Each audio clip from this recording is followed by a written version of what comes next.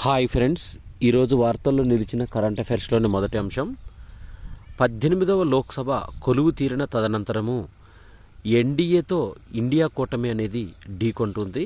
Speaker ఎన్నికపైన ఈ ఎన్డీఏకి India కూటమికి మధ్య కుదరని ఏకాభిప్రాయము. అధికార పార్టీ అభ్యర్థిగా ఓం బిర్లా ఉన్నారు. ప్రతిపక్షం తరపున కె సురేష్ నేడు ఎన్నిక 48 ఏళ్ల తర్వాత పోటాపోటీగా ఈ లోక్సభ అనేది జరుగుతుంది. అధికార విపక్షాల మధ్య ఏకాభిప్రాయం కుదరకపోవడంతో లోక్సభ స్పీకర్ ఎన్నికకు పోటీ అనివార్యమైంది. సభకు నమస్కారం అంటూ మాతృభాషకు వందనం చేశారు. తెలుగులో ప్రమాణ స్వీకారం చేసిన తమిళనాడు ఎంపీ కె గోపీనాథ్, నా మాతృభాషను నేను కాక ఇంకెవరు గౌరవిస్తారని, తమిళనాడులో ఉన్నప్పటికీ తాను తెలుగువాడినని కాబట్టి మాతృభాషలోనే ప్రమాణ స్వీకారం చేయాలని ఎంపీ గోపీనాథ్ తెలిపారు. మద్రాసులో నిజమైన తెలుగు పట్టణం. నేటికి 40% మంది తెలుగు మాట్లాడతారు. మాకు తమిళం సోదర భాష, తెలుగు తల్లి భాష. హోసూరు ప్రాంతంలో ఇప్పటికీ తెలుగు పాఠశాలలు నడుస్తున్నాయి. స్టాలిన్ ప్రభుత్వం తెలుగులో పాఠ్యపుస్తకాలను కూడా అందిస్తుందని ఈ సందర్భంగా కె గోపీనాథ్ తెలిపారు. ఓవైసీ నోట జై పాలస్తీనా అనే మాట రాగా ఎంపీగా ప్రమాణ స్వీకారం వేళ గందరగోళం రేకెత్తింది. ఆయన వ్యాఖ్యలు రికార్డుల నుంచి తొలగించారు. 15 మంది తెలంగాణ సభ్యులు ప్రమాణ స్వీకారం చేశారు. ఓవైసీ ఎక్కువసార్లు ఎన్నికైన అసదుద్దీన్ ఓవైసీ చేసిన జై పాలస్తీనా నినాదం సభలో కలకలం రేపింది. అయితే వాటిని రికార్డ్స్ నుంచి తొలగిస్తున్నట్టు ప్రకటించారు. అయినా భారతీయ జనతా పార్టీ ఎంపీలు ఆందోళన కొనసాగించారు. తెలంగాణ నుంచి లోక్సభ సభ్యులుగా ప్రమాణ స్వీకారం చేసిన వారిలో అసదుద్దీన్ ఓవైసీ అందరికంటే ఎక్కువసార్లు ఎన్నికయ్యారు. ఆయన 2004 నుంచి వరుసగా 5 సార్లు దిగువ సభకు ఎన్నికయ్యారు. మల్లు రవి 1991, 98, 2024 3 సార్లు, గోడం నగేష్ 2014, 24, సురేష్ షట్కార్ 2009, 2024, ధర్మపురి అరవింద్ 2019, 24, బండి సంజయ్ 2019, 24, కిషన్ రెడ్డి 2019, 2024, బలరాం నాయక్ 2009, 2024, కొండా విశ్వేశ్వరరెడ్డి 2014, 24 రెండేసి దఫాలు లోక్సభలో ఎన్నికయ్యారు. మిగిలిన 8 మంది తొలిసారి లోక్సభలో అడుగుపెట్టారు. మొత్తం 17 మంది ఎంపీల్లో 2 మాత్రమే మహిళలు ఉన్నారు. వీరిలో భారతీయ జనతా పార్టీ, కాంగ్రెస్ల నుంచి చెరొక ప్రాతినిధ్యం వహిస్తున్నారు. లోక్సభ 18వ లోక్సభ కొలువు తీరిన వేళ సెన్సెక్స్ 78,000 పాయింట్స్కి చేరువైంది. ఒకసారి సెన్సెక్స్ మైలురాయిని చూసినట్టయితే 10,000 పాయింట్స్కు చేరింది 2006 ఫిబ్రవరి 7న, 20,000 పాయింట్స్కు చేరింది 2007 డిసెంబర్ 11, 30,000 పాయింట్స్కు చేరింది 2017 ఏప్రిల్ 26, 40,000 పాయింట్స్కి చేరుకుంది 2019 జూన్ 3, 50,000 పాయింట్స్ 2021 ఫిబ్రవరి 3, 60,000 points 2021 September 24, 70,000 points 2023 December 11, 75,000 పాయింట్స్కి 2024 April 9, 76,000కి 2024 మే 27, 77,000కు 2024 జూన్ 10, 78,000 పాయింట్స్ 2024 జూన్ 25న ఇలా ఈ సెన్సెక్స్ అనేది పెరిగింది.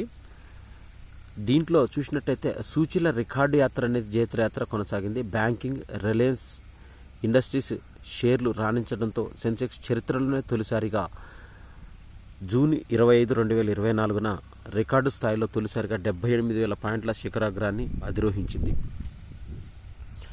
2024లో ఎఫ్ఎంసీజీ వృద్ధి రేటు 7 నుంచి 9% ఉంటుందని ఐసిఐసిఐ లాంబార్డ్ జనరల్ ఇన్సూరెన్స్ నివేదిక తెలిపింది. మార్కెట్ విలువ పెంపుకు 20 నుంచి 40% వరకు ఉంటుందని రిజిస్ట్రేషన్ శాఖకు చేరిన నివేదికలు కొత్త ఐజీ రాకతో మంగళవారం నాటికి సమీక్ష వాయిదా వేశారు. సౌర విద్యుత్పై తెలుగు రాష్ట్రాలు నిరాసక్తి వ్యక్తం చేశాయి. రాయితీ ఉన్న దరఖాస్తుకు వెనకడుగు వేస్తున్నాయి. 14, 16 స్థానాల్లో ఏపీ, తెలంగాణ, ముందంజలో అస్సాం, గుజరాత్లు, మహారాష్ట్రలు ఉన్నాయి. దీంట్లో సిరిసిల్ల జిల్లాలోనే 3, అల్లూరు జిల్లాలో 178 దరఖాస్తులు వచ్చాయి. ప్రాజెక్టులకు తక్షణం 8,500 కోట్లు అవసరమని, చెల్లించాల్సిన పెండింగ్ బిల్లులు 8,000 కోట్లు ఉన్నాయని బడ్జెట్ ప్రతిపాదనలపైన నీటిపారుదల శాఖ కీలక సమావేశాన్ని ఏర్పాటు చేసింది. భూమికి చేరిన జాబిల్లి ఆవలి భాగం నమూనాలు ప్రపంచంలోనే తొలిసారిగా సాధించిన చైనా. చంద్రమండల యాత్రలో చైనా మరో ఘనత సాధించింది. ప్రపంచ చరిత్రలో తొలిసారిగా జాబిల్లి ఆవలి వైపు నమూనాలను సేకరించింది. వాటిని విజయవంతంగా భూమి మీదకి తీసుకొచ్చింది. చంద్రుడి రెండో వైపు నుంచి మట్టితో చాంగే 6 వ్యోమనౌక మంగళవారం పుడమిని చేరుకుంది. ఈ యాత్రను విజయవంతంగా నిర్వహించిన శాస్త్రవేత్తలను చైనా అధ్యక్షుడు జిన్పింగ్ అభినందించాడు. మే 3న నింగికెగిరిన చాంగే 6 జూన్ 2న జాబిల్లి ఆవల వైపు సౌత్ పోల్ ఆయట్కిన్ ప్రాంతంలో ఉన్న అపోలో బేసిన్లో సురక్షితంగా దిగింది. జాబిల్లి ఉపరితలంపై ఉన్న నమూనాలను రోబోటిక్స్ హస్తం సహాయంతో సేకరించింది. డ్రిల్లింగ్ యంత్రాన్ని ఉపయోగించి ఉపరితలానికి దిగువనున్న ప్రాంతం నుంచి మట్టిని తీసుకుంది. ఈ నెల 4న నమూనాలతో చంద్రుడి ఉపరితలం నుంచి బయలుదేరి చందమామ కక్షలోకి చేరింది. అనంతరం భూమి దిశగా ప్రయాణాన్ని ఆరంభించి స్థానిక కాలమానం ప్రకారం మంగళవారం మధ్యాహ్నం 2:07 చాంగే 6లోని రిటర్నింగ్ క్యాప్సూల్స్ పారాచూట్ల సాయంతో ఉత్తర చైనాలోని ఇన్నర్ మంగోలియన్ ప్రాంతంలో సురక్షితంగా దిగింది. ఇందులో 2 కిలోల మేర జాబిల్లి నమూనాలు ఉండొచ్చని భావిస్తున్నారు. ఈ క్యాప్సూల్స్లో వాయు మార్గంలో బీజింగ్ తరలించి అక్కడ తెరుస్తారు. చందమామ నమూనాలను శాస్త్రవేత్తల బృందానికి అప్పగిస్తారు. చంద్రుడి ఆవిర్భావం గురించి ఇది మరిన్ని వివరాలు వెలుగులోకి తెస్తుందని శాస్త్రవేత్తలు భావిస్తున్నారు. జాబిల్లి 2 పార్శ్వాలకు మధ్య ఉన్న వైరుధ్యాల గురించి కూడా తెలుస్తుందని. ఇది సంక్లిష్ట యాత్ర. చందమామకు సంబంధించి ఒక భాగం మాత్రమే భూమి కనిపిస్తుంది. దాన్ని ఆవలి భాగం నియర్ సైడ్గా పేర్కొంటారు. కనిపించిన ఆ రెండో పార్శ్వం ఆవలి భాగం ఫార్ సైడ్గా పిలుస్తారు. ఇప్పటి వరకు అమెరికా, సోవియట్ యూనియన్ పాటు చైనా కూడా పలుమార్లు యువతల వైపు నుంచి నమూనాలు సేకరించి భూమికి తీసుకొచ్చింది. ఆవలి భాగం నుంచి మట్టి శిలలను తీసుకురావడం ఇదే తొలిసారి. దూరం, అక్కడి భారీ బిలాలు వంటి కారణాల రీత్యా చంద్రుడిలోని ఆ పార్శ్వం వద్ద యాత్రల నిర్వహణ చాలా సవాళ్లతో కూడుకున్న వ్యవహారం. చందమామ ఆవలి భాగంలో ఇప్పటి వరకు వ్యోమనౌకను విజయవంతంగా దించిన ఘనత చైనాకు మాత్రమే దక్కింది. ఇప్పటికి 2 సార్లు అక్కడ ల్యాండింగ్ నిర్వహించింది. చంద్రుడి 2 ప్రాంతాలు పూర్తిగా భిన్నమని రిమోట్ సెన్సింగ్ పరిశీలనలో వెల్లడింది. యువతలి భాగం ఒకంత చదునుగా ఉంటుంది. అవతల ప్రాంతం అంతరిక్ష శిలలు ఢీకొట్టడం వల్ల ఏర్పడిన బిలాలతో నిండిపోయినట్టు ఉంటుంది. చంద్రుడి ఉపరితలం మందం కూడా 2 భాగాల్లో భిన్నమైన రీతిలో ఉన్నట్టు వెల్లడైంది. ఎంపీలుగా 535 మంది ప్రమాణ స్వీకారం చేశారు. తొలి రోజు 262 మంది, రెండో రోజు 273 మందితో పూర్తయింది. మిగిలిపోయిన మరో 7 సభ్యులు ఈరోజు ప్రమాణ స్వీకారం చేస్తారు. ఒంటెపై పార్లమెంటుకు వచ్చిన ఎంపీ ప్రమాణ స్వీకారం చేశారు. ఎంపీ రాజ్కుమార్ రాజస్థాన్కు చెందిన భారత ఆదివాసీ పార్టీ అధ్యక్షుడు. హేమమాలిని కూడా నిన్న రోజు ప్రమాణ స్వీకారం చేసింది. ఎంపీలుగా ప్రమాణ స్వీకారం చేస్తున్న ఓం బిర్లా, మహువా మొయిత్రా. లోక్సభలో ప్రతిపక్ష నేతగా రాహుల్ ఎన్నిక ఏకగ్రీవం అయింది. 10 ఏళ్ల తర్వాత రాహుల్ గాంధీ ఇప్పటిదాకా 5 సార్లు ఎంపీగా గెలిచారు. ప్రస్తుతం రాయబరేలీ ఎంపీగా కొనసాగుతున్నారు. మంటల్లో కెన్యా పార్లమెంటు పన్ను సంస్కరణలను వ్యతిరేకిస్తూ తీవ్ర నిరసనలు వ్యక్తం చేశారు. భద్రతా సిబ్బంది కాల్పుల్లో పలువురు మృతి చెందారు. పాఠ్యాంశంగా ఎమర్జెన్సీ కాలాన్ని కూర్చాలని వెంకయ్యనాయుడు సూచించారు. వెంకయ్యనాయుడు అధికార నివాసానికి ప్రధాని నరేంద్ర మోడీ వెళ్లి సుమారు 45 నిమిషాల పాటు ప్రత్యేకంగా సమావేశమయ్యారు. ఈ సందర్భంగా వికసిత భారతంలో ప్రజాస్వామ్య విలువల రక్షణ, యువత పాత్ర అనే అంశంపైన మంగళవారం ఢిల్లీలోని కాన్స్టిట్యూషన్ క్లబ్ నిర్వహించిన సదస్సులో ఆయన ప్రసంగించారు. చరిత్రలో తొలిసారిగా గుఫ్త్ పర్వతం అధిరోహించాం అని పశ్చిమ బెంగాల్ పర్వతారోహకుల క్లబ్ వెల్లడించింది. ఈ పర్వతము ఎక్కడుందంటే హిమాచల్ ప్రదేశ్లోని లాహౌల్ జిల్లా పిరిపంజల్ పర్వత సానువుల్లో ఈ పర్వతం రాజ్యం ఉంది. 5,988 మీటర్ల ఎత్తు ఉంది. అయోధ్యలో 650 కోట్లతో మ్యూజియం ఆఫ్ టెంపుల్స్ను నిర్మించాలని టాటా సన్స్ ప్రతిపాదనకు యూపీ కేబినెట్ ఆమోదం తెలిపింది. వర్జీనియా పొగాకుకు రికార్డు స్థాయిలో ధర ₹341 పలికింది. తాజాగా మంగళవారం జంగారెడ్డిగూడెం కేంద్రంలో వర్జీనియా పొగాకు కిలో ₹352 రికార్డు ధర పలకటం. ఇది కేంద్రానికి ₹1,025 పొగాకు బేళ్లు రాగా 791 బేళ్లు విక్రయాలు జరిగాయి. పత్తిని, పొగాకుని బేళ్లలో లెక్కిస్తారు. జూలైలో రష్యా పర్యటనకు నరేంద్ర మోడీ వెళ్తున్నారు. సన్నాహాలు ప్రారంభించామన్న క్రెమ్లిన్ వర్గాలు. ఇరు దేశాల వ్యూహాత్మక భాగస్వామ్యంలో భాగంగా ఇప్పటిదాకా రష్యా, భారత్ల నడుమ 21 సార్లు వార్షిక భేటీలు జరిగాయి. 2021 డిసెంబర్ 6న ఢిల్లీ వేదికగా పుతిన్ ఈ చర్చల్లో పాల్గొన్నారు. మోడీ పర్యటన ఖరారైతే 3 ఏళ్ల విరామం అనంతరం ఇరు దేశాల మధ్య 22వ వార్షిక సమావేశం అనేది జరుగుతుంది. ఉక్రెయిన్పై యుద్ధాన్ని ముగించే విషయాన్ని కూడా పుతిన్తో మోదీ చర్చించే అవకాశం ఉందని భావిస్తున్నారు. కజక్ అధ్యక్షుడితో మాట్లాడిన నరేంద్ర మోడీ, కజకిస్తాన్ అధ్యక్షుడు కాసం జొమార్ట్ తొకయేవ్తో భారత్ ప్రధాని నరేంద్ర మోడీ మంగళవారం ఫోన్లో మాట్లాడారు.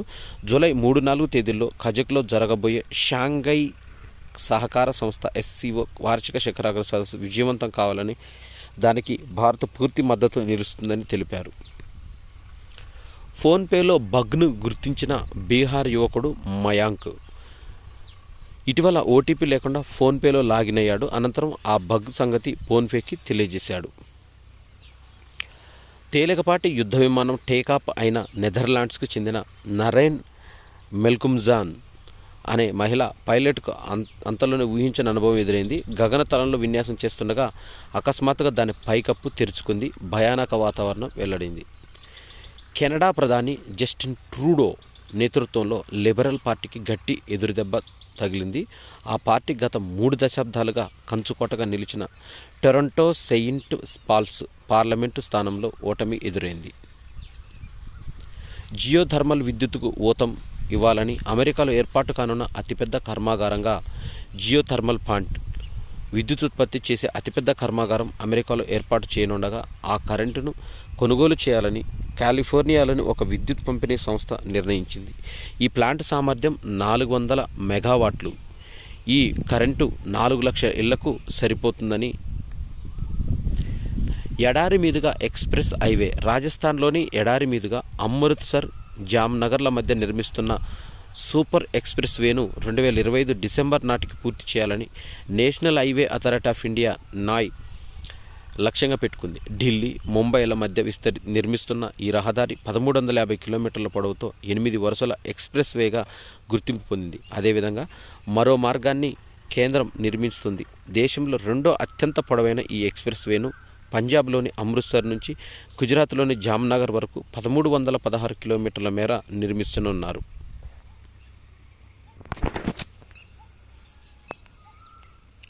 భారత table star Akula Sreeja WTT contender singles title గెలిచిన మొట్టమొదటి భారత టేబుల్ టెన్నిస్ ప్లేయర్గా రికార్డు సృష్టించింది. 2024 జూన్ 23న లాగోస్, నైజీరియాలో జరిగిన టోర్నీలో శ్రీజ డింగ్ ఈజీ చైనాను ఓడించింది. మహిళల డబుల్స్లోనూ పసిడి నెగ్గిన శ్రీజ ఒకే టోర్నీలో 2 స్వర్ణాలు గెలిచిన తొలి భారత ప్లేయర్గా ఘనత సాధించింది. డబుల్స్ ఫైనల్లో శ్రీజ, అర్చనా జోడీ సహచరులైన దియా, యశస్విని జంటపైన గెలిచింది. మన దేశ కరెంటు ఖాతా మిగులు 2023-24 ఆర్థిక సంవత్సరంలో జనవరి-మార్చి త్రైమాసికంలో $5.7 బిలియన్, దాదాపుగా 4700 కోట్లకు పైగా నమోదైంది.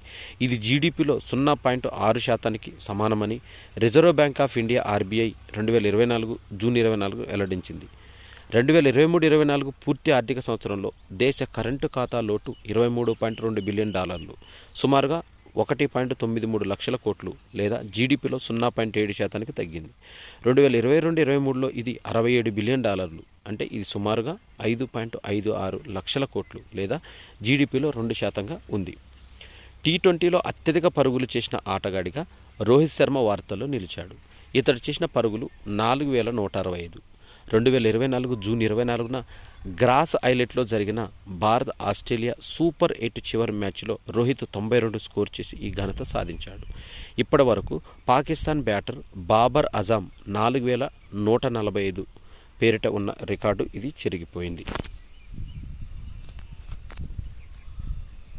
SSC CGL నోటిఫికేషన్ను కేంద్ర ప్రభుత్వం రిలీజ్ చేసింది. Staff selection commission combined graduate level CGL పరీక్షకు సంబంధించిన ప్రకటన వెలువడించింది. మొత్తం పోస్టులు దీనిలో చూసినట్టయితే వివిధ మంత్రిత్వ శాఖలో గ్రూప్ B, గ్రూప్ C విభాగాల్లో 17,727 ఖాళీలు భర్తీ చేస్తున్నారు. దీంట్లో పోస్టులు చూసినట్టయితే assistant section officer, inspector of income tax inspector, assistant enforcement officer, sub inspector, executive research assistant, junior statistical officer మొదలైన పోస్టులు అనేవి ఉన్నాయి.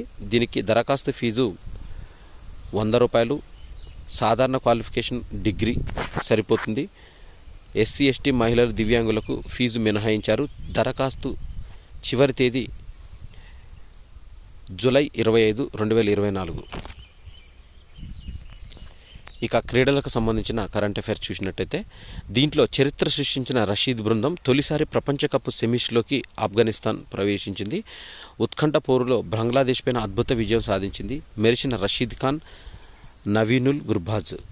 ఏళ్లుగా వారి ఆట చూస్తున్నాం కానీ కొన్నిసార్లు వారి ప్రదర్శన ఆశ్చర్యపోయాం. కొన్ని విజయాలకు అబ్బురపడ్డామంటూ క్రికెట్ ప్రపంచమంతా విస్తుపోయేలా ప్రతిభ, పట్టుదల, పోరాటమే ఆయుధాలుగా ప్రపంచ క్రికెట్లో ఆఫ్ఘన్లు ఎదిగిన తీరు, సాధిస్తున్న విజయాలు క్రికెట్ చరిత్రలో ఓ ప్రత్యేక అధ్యాయమే అంటూ ప్రశంసించారు.